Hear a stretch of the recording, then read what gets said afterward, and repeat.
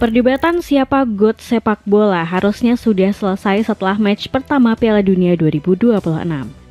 Cristiano Ronaldo yang diharapkan bisa menyaingi kilau hat-trick Lionel Messi malah bikin lawakan lucu. CR7 mencatat 0 shots on target, 0 dribble sukses, 0 kontribusi bertahan, dan pastinya 0 gol di match kontra Republik Demokratik Kongo. Ya, begitulah sepak bola. Ada pemain kayak Messi yang cuma jalan-jalan doang di pertandingan, sekalinya dapat bola langsung bikin hat-trick, ngegendong serangan tim atau ngasih umpan berbahaya ke rekan-rekannya. Nah, kemudian ada pemain kayak Bang Dodo yang jalan-jalan doang di depan kotak penalti lawan. Sekalinya dapat bola malah bikin kesel teman sendiri. Bagaimanakah performa lucu Cristiano Ronaldo yang bikin Portugal gagal menang di laga pembuka? Cristiano Ronaldo beban Portugal.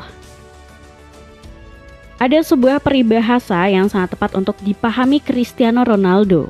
Petuah berbunyi, mengukur baju di badan sendiri yang bermakna menyadari dan menerima nasib atau keadaan diri tanpa rasa ego serta keserakahan. Ya, peribahasa itu harusnya jadi pelajaran besar untuk pesepak bola 41 tahun tersebut.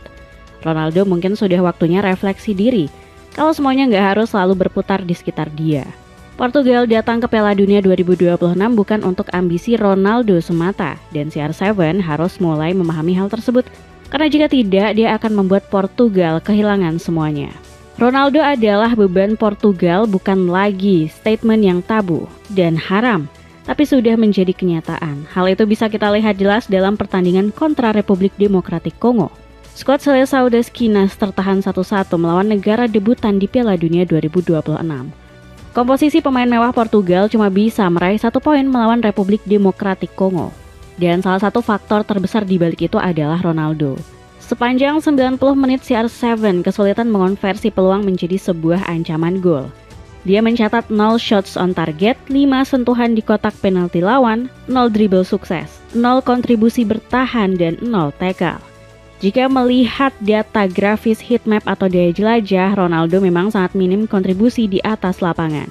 Pemain kelahiran Madeira ini jarang turun ke lini belakang untuk membantu Portugal dalam transisi bertahan. Jangankan bantu pressing, jemput bola ke tengah aja jarang guys. Kontribusi umpan CR7 di pertandingan ini juga nggak membantu serangan Portugal sama sekali. Passing-passing Ronaldo kebanyakan ke arah samping atau ke belakang. Hanya beberapa kali Ronaldo berani melakukan umpan progresif ke depan. Kayaknya pemain belakang Republik Demokratik Kongo santuy banget pas Ronaldo megang bola. Soalnya mereka tahu CR7 gak bakal bisa bikin apa-apa dengan bola itu.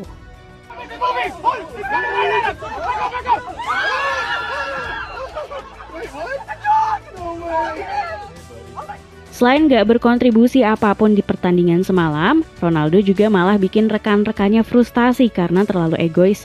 Salah satu momennya terjadi saat CR7 malah nyerobot umpan yang ditujukan untuk Bruno Fernandes. Ronaldo bukannya bergerak untuk menarik bek lawan, malah bikin jalur umpan ke Bruno tertutup. Peluang emas yang harusnya jadi gol untuk Portugal malah dibuyarkan CR7. Nice blocks, Bang Dodo. Nice banget sampai nyerobot peluang gol teman sendiri. Apa jangan-jangan Ronaldo ini agen rahasia pelatih Republik Demokratik Kongo ya? Masa dia malah bantuin pertahanan lawan buat menyapu peluang berbahaya sih guys? Lihat aja reaksi Bruno yang frustasi banget gara-gara tingkah laku Ronaldo. Komentator pertandingan juga kaget waktu Ronaldo milih buat menghajar umpan tersebut. Bruno Fernandes pasti jengkel banget karena Cristiano nggak membiarkan bola itu untuknya, ujar sang komentator. Bahkan Pepe yang menonton dari atas tribun sampai tepok jidat melihat aksi egois Ronaldo. Nah, berikutnya giliran dikasih umpan untuk dia sendiri, CR7 malah gagal mengeksekusi dengan ciamik. Francisco Conceição yang berhasil menembus kotak penalti mengirim umpan cutback ke arah Ronaldo. Sayangnya timing dan finishing Ronaldo malah ngawur. Mungkin kalau prime Ronaldo peluang kayak gitu pasti udah habis guys. Sayangnya sekarang Portugal cuma punya bapak-bapak kepala 4 yang harusnya udah pensiun.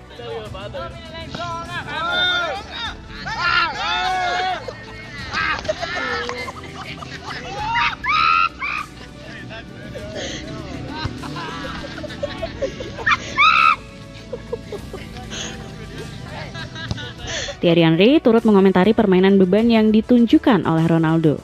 Pandit Fox Sport ini menilai CR7 bikin pemain di sekitarnya meredup. Henry juga menyorot Ronaldo yang bermain untuk dirinya sendiri bukan untuk kepentingan Portugal. Tim butuh mencetak gol, bukan Anda yang harus selalu mencetak gol, kata Henry mengkritik permainan egois Ronaldo. Henry kemudian menjabarkan kenapa Ronaldo layak disebut sebagai beban Portugal. Saat CR7 mengambil umpan matang yang ditujukan untuk Bruno, dia seharusnya berlari ke sisi yang berbeda. Ronaldo bisa membuat celah untuk Bruno jika dia mau sedikit lebih mementingkan tim. Namun CR7 merasa hanya dia yang paling layak untuk membobol gawang lawan. Hasilnya skema cantik Portugal itu malah cuma berakhir goal kick.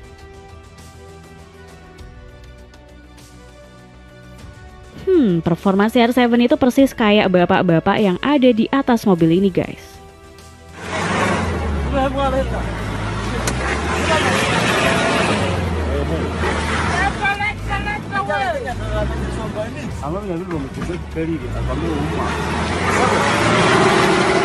Aduh, bukannya bikin tim Portugal makin gacor, malah jadi beban yang menghambat performa tim.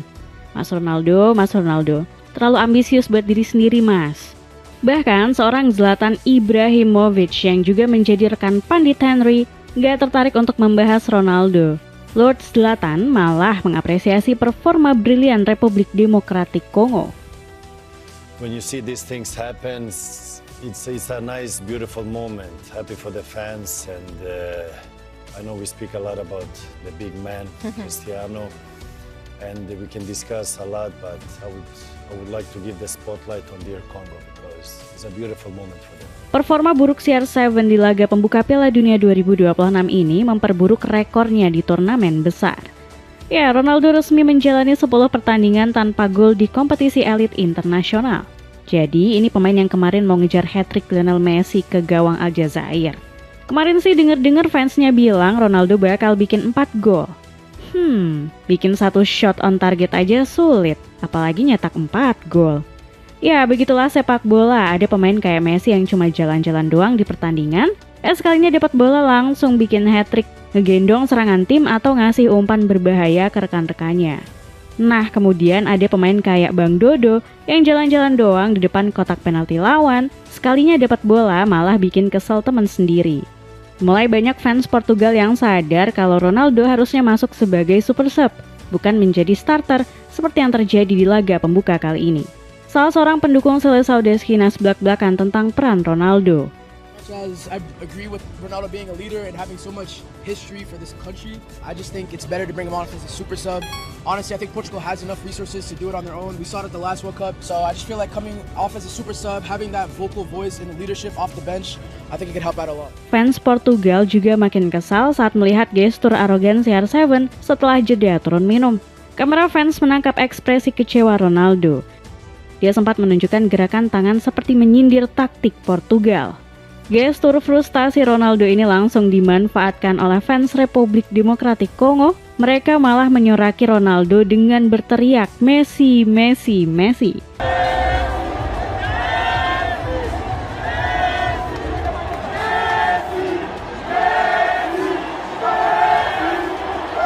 Ronaldo cuma bisa diam sambil berjalan menuju lorong ganti. Belum berhenti di situ, beberapa fans negara dari konfederasi CAF ini juga mengejek Ronaldo di luar stadion. Mereka menirukan selebrasi siu yang jadi trademark Ronaldo. Berbeda dengan fans yang ramai-ramai menghujat CR7, hal berbeda dilakukan oleh gelandang Republik Demokratik Kongo, yakni Ngal Ayel Mukau. Pemain Los Lille ini nggak mau kehilangan respect pada Ronaldo. Kami tidak punya taktik khusus untuk menghentikan Ronaldo. Jujur saja, dia kini sedikit lebih tua. Tapi tetap saja dia salah satu yang terbaik, kami tetap menghormatinya. Tegas Mukau. Gimana fans Ronaldo? Masih percaya mega bintang favorit kalian bisa membawa Portugal juara Piala Dunia? Atau kalian mulai pesimis dan setuju Bang Dodo lebih cocok jadi super sub? Cuma 100.000 bisa dapat 4 celana pendek buat running, gym, dan semua aktivitas olahraga. Cek link di bawah ini. Strategi konyol Roberto Martinez. Kita pikir Portugal bakal bantai-bantai lawan Republik Demokratik Kongo kayak Norwegia, Jerman, atau Inggris. Taunya malah cuma imbang. Ekspektasi tinggi, realitanya zong. Masa Portugal yang katanya unggulan juara kalah sama Swedia. Klub asuhan Graham Potter ini bisa menang bantai lawan Tunisia loh. Ini Portugal kenapa sih guys? Setiap turnamen besar mau mulai selalu digembar-gemborin unggulan juara. Pas main beneran kok lebih jago Persewangi Banyuwangi gini mainnya. Masalah Portugal kayaknya bukan cuma ego besar Cristiano Ronaldo semata. Di pertandingan semalam, sang mega bintang bener-bener dibikin mati kutu, terisolasi dan kesulitan mencari ruang. Seperti yang Mimin sudah jelasin sebelumnya, CR7 gak bisa jadi pembeda. Bang Dodo justru tenggelam ditelan taktik konyol dari Roberto Martinez. Pelatih berkepala botak ini juga layak disalahkan sebagai biang kerok kegagalan Seleção das Quinas. Di sini keputusan Martinez sangat layak dipertanyakan. Udah tahu kaptennya nggak bisa ngasih dampak signifikan, malah dibiarin main full 90 menit. Padahal bintang lain kayak Bernardo Silva aja berani dia ganti. Ini Pak Plontos beneran takut sama Bang Dodo atau ada strategi lainnya?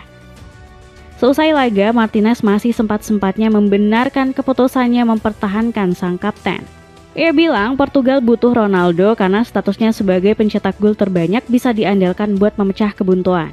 Hasilnya 0 besar. Padahal masih ada Gonçalo Ramos di bangku cadangan, malah Vitinha yang ditarik keluar.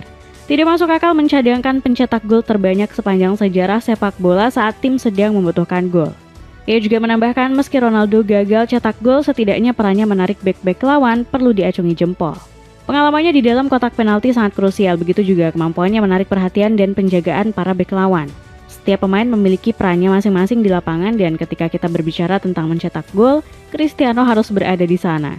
Menarik bek lawan atau malah bikin bek lawan happy karena Bang Dodo jadi patung di kotak penalti. Memang benar-benar agak lain ini pelatih.